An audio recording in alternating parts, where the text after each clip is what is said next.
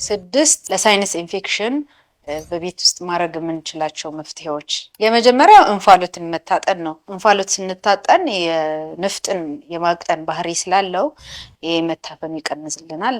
ሳይነስ ውስጥና አፍንጫ ውስጥ ያሉ መደፈንን ይከፍትልናል ማለት ነው። ሁለተኛው ደግሞ ለብ ባለ ውሃ ጨውና ውሃ አድርገን አፍንጫችን በሲሪንጅ አድርገን መታጠብ ነው። ይሄንንም ንፍጡን በተመሳሳይ መልክ ስለሚያቀጥ ነው መታፈኑን በደንብ አድርጎ ይከፍትልናል። በሌላ ቪዲዮ ይሄን እንዴት ማዘጋጀት እንደምንችልና እንዴት አፍንጫችን ውስጥ ማጠብ እንደምንችል አሳያችኋለሁ።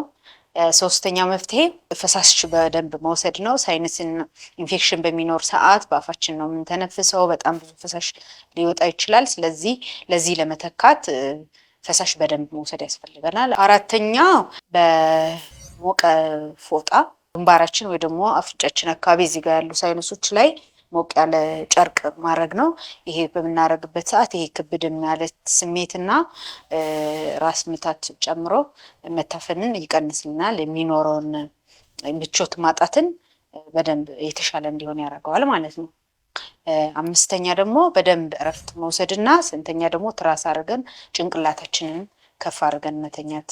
ስድስተኛውና የመጨረሻው ደግሞ የሚያባብሱብን ነገሮችን ማስወገድ። ይሄ ማለት አቧራ፣ መጥፎ ሽታ፣ ጠንከር ያሉ ሽታዎችን በተጨማሪም እንደነ ቀዝቃዛ የሆነ አየር ከመጋለጥን መቀነስ አለብን። ስለዚህ እነዚህና ሌሎች የሚያባብሱ ነገሮችን በመቀነስ እነዚህ የሳይነስ ኢንፌክሽን ምልክቶችና ህመሞችን መቀነስ እንችላለን። እንደዚህ አድርገን ለውጥ ማያመጣ ከሆነ ደግሞ ወደ ሕክምና ተቋም መምጣት ይኖርብናል ማለት ነው። አመሰግናለሁ። ዶክተር ፊልማዊት እባላለሁ። ከአንገት በላይ ሕክምና ስፔሻሊስት ነኝ።